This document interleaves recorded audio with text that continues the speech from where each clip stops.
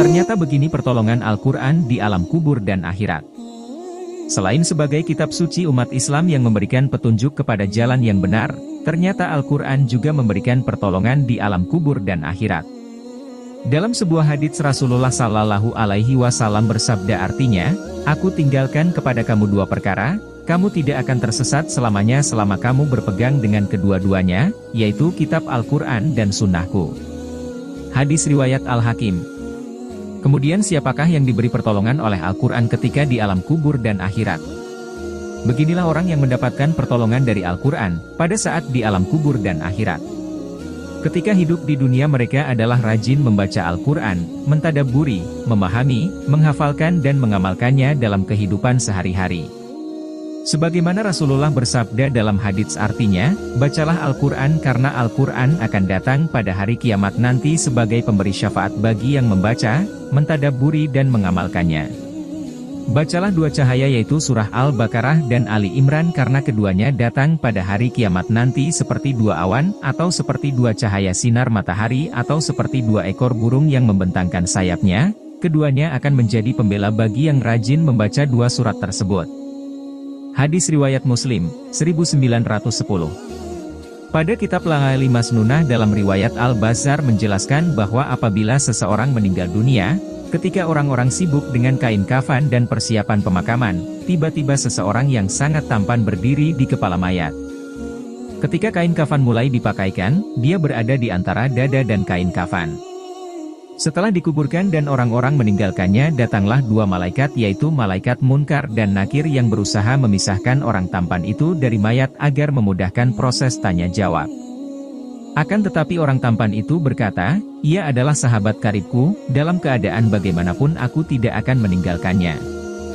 Jika kalian ditugaskan untuk bertanya kepadanya, lakukanlah pekerjaan kalian. Aku tidak akan berpisah dari orang ini sehingga ia dimasukkan ke dalam surga." Kemudian orang tampan itu berpaling kepada sahabatnya dan berkata, "Aku adalah Al-Quran yang terkadang kamu baca dengan suara keras dan terkadang dengan suara perlahan.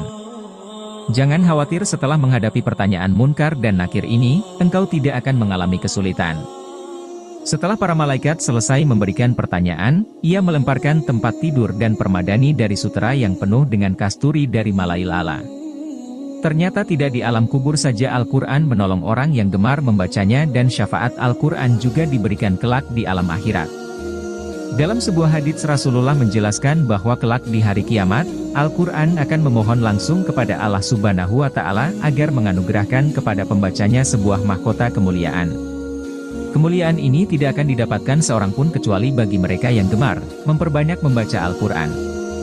Dalam sebuah hadits pada riwayat lain, Rasulullah bersabda yang artinya, kelak di hari kiamat Al-Quran akan datang, seraya memohon kepada Tuhannya, "Wahai Tuhan pakaikanlah kepadanya, pembaca Al-Quran."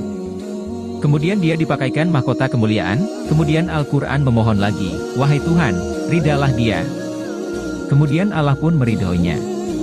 Al-Quran berkata, "Bacalah dan naiklah sebab setiap satu ayat akan dilipatkan satu kebaikan." Hadis riwayat Tirmidzi.